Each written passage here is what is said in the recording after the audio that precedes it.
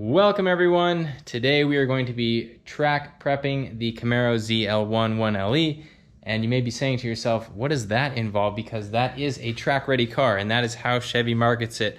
But if you look at the service manual, there are a bunch of things that you have to do. And one thing that's very important that is not in the service manual that we do to all of the track cars is we put a high temperature fluid in it.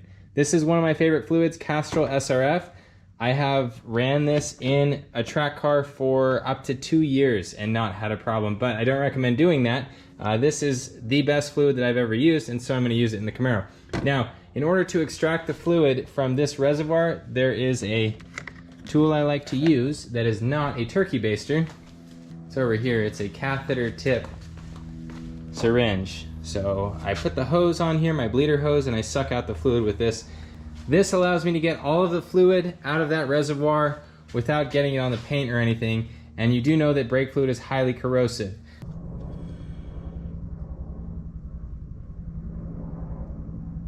And now we're going to be bleeding the brakes. This is a Motive pressure bleeder, and this is the same attachment that fits on the Corvettes. But anyways, you pump this up and then you open the bleeders and the fluid comes out the brakes. And the Motive pressure bleeder up there actually pushes the fluid through, just like that. Goes into my old bottle. Very easy to bleed the brakes this way if you don't have any help from anybody else. So I just kind of wait for the color to change. The color of the new fluid is a white and the old fluid is more of a yellow. So once we start seeing that clear up like it is right now, then I will tighten this up and we'll be good to go. The other thing that I need to do is change the oil. The Camaro ZL1 1LE needs to run a thicker oil on the racetrack. On the cap here it says SAE 5W30 Dexos oil. That's just for the street. For the racetrack we need to run a 15W50. So we're going to put that oil in, change it out, and go test it out. But let's take a moment to appreciate this car. As I was jacking it up, I noticed that they did put a protective screen over the cooler in here, and you can't see it because of the lighting, but wow, this thing is really set up to go on the racetrack. Now the manual also says that I need to pull off this water deflector, and if your Camaro ZL1 1LE has the deflectors here installed, we have to pull them off. This one is already missing them. You can see there's some other sort of aerodynamic bits underneath here that need exposure to the air, and that would be blocked off by the piece that they tell you to remove. There's the oil draining out. All right, so between the oil change and the brake bleeding, it takes about an hour if you're doing it yourself. Now I need to do the alignment. And I'm gonna take a look at the tires. These are the front tires. They look pretty much like a new Goodyear Supercar 3R. The back tires, on the other hand, do not look great. So they're at the wear bars. These may only last one track day. So now I'm going to do the alignment on the car. So we have to remove this pin, and then we will twist this shock tower to gain negative camber. Then we will check it with a camber gauge, set the toe to where we want it, and go out on the track and test it. And the way that you test it is to use a pyrometer to measure the temperature across the tire to see how your tire is wearing. In case you're wondering, this gold alignment pin looks like this, and it has a indent in it, so you cannot loosen it from the top. You have to go underneath the strut and take out the Allen bolt. So I'm going to take this out. It's getting a little bit dark now, so I'm just going to put the wheels back on, and then I'm going to align the car when I have free time this week. But I just wanted to point out that this cannot be unscrewed from the top because of that indentation there. It sort of locks in place like that. All right, so it's Thanksgiving now, and I don't have a lot of time, so I'm going to do a quick front end alignment and just take to the track like that. I'm out here. I got a lucky grasshopper. Here he is. Let's put him on the car for good luck. Little grasshopper boy.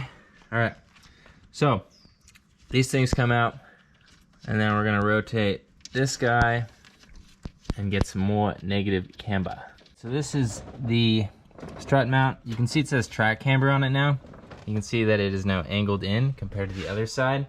The other thing that you notice when you put the negative camber on is that the tire tucks in nicely now. If we look at the other side, tire actually pokes out. So that's great that we are bringing the tire in. So in order to do this, you have to jack up the car, loosen these bolts, and then you just rotate this plate around. And it's not adjustable, it's just simply two positions. It's this street position and then the track camber position.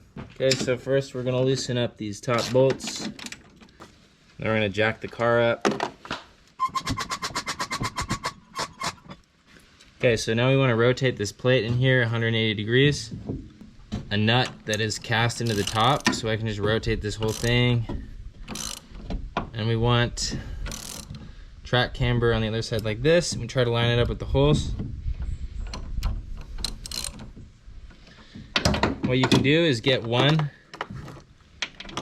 of these bolts in, use that to position the strut, and rotate with the nut. So this one needs to go more this way. There we go. There we go. Okay, now I can torque these guys down.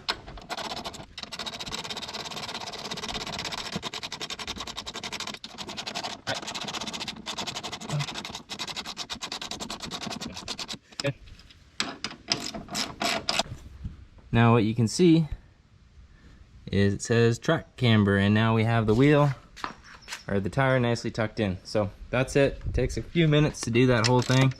And now we just have to set the toe on the front end because we don't want to wear out our tires prematurely. Remember that when you make camber and caster changes, it does affect your toe.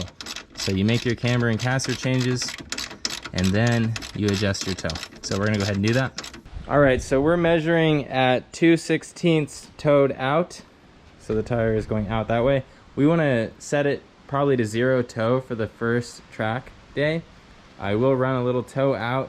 If this was at 1/16, I would probably leave it alone, but 2/16 or 1/8 is too much toe out. We're gonna wear the inside of the tires with the way this is set up. So very important if you have a ZL1 1LE and you make changes to the camber here without adjusting the toe, you're going to wear out your tires, probably wear out the inside of your tires. So we're gonna go ahead and adjust the toe. All right, so I set the alignment, and what I did was actually put it to 1/32 toe in. I read some stuff on the forums about these Goodyear 3Rs supercar tires wearing on the inside on the Camaro ZL1 1LE. Instead of starting at 0 toe, I started at very, very slight toe in, and we will measure the toe at the track to see if anything shifts, because that might be the issue. That might be the tire wear issue that people are experiencing. So I wanted to get ahead of it. I just left it at 1/32 toe in. We'll go out tomorrow and test this out. But yeah, that's it for track prepping this car. It's insane. I just did the fluid, brake fluid, and a quick alignment, and that is really it on this guy. The next thing that you need to know how to do is to get into performance traction mode, and I will share that with you on the racetrack. It's pretty straightforward. I'll be at Buttonwillow tomorrow for Black Friday, and we'll be running this guy just to see how it does. Now, the only negative thing about this car is these tires have a tire date of 2017, so I'm running on some very old tires, so it's not going to be the fastest lap, but we'll go out and we'll be able to get a feel for what the Camaro ZL1 1LE is, and then after I dial it in, I'll throw some fresh tires on it and then go out for a fast lap. So that's all I have for you for today. Thank you guys for watching. Make sure that you enjoy your car.